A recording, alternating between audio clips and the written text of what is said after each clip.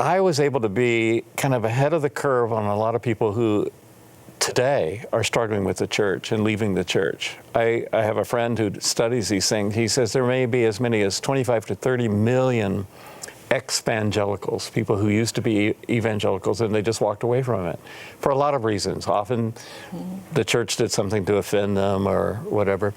And when I hear their stories, I just kind of sit back and laugh and say, oh, it's much worse than that. Let me tell you my story. Yeah.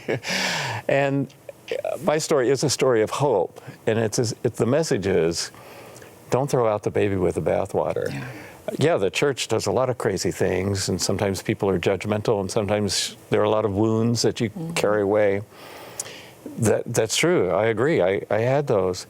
But it's a bad trade if you decide, because of those people who treated me this way, I'm going to cut off any contact with the God of the universe. That's a bad trade. It is a bad trade. The church, when I look at it, the church is God's greatest gamble.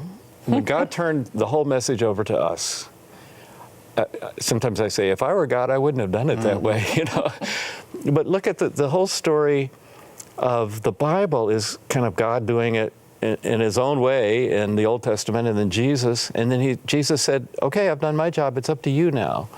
So Moses, you showed these videos of the water, that you're creating water for people. In the old days, Moses would just knock on a rock and the water would spring out. It doesn't work that way anymore. God turned it over to us. Wow. And it's up to us to bring God's love and God's message of peace and caring and compassion and reaching out to the suffering. It's up to us. That's God's plan. I don't think God enjoys doing everything by himself.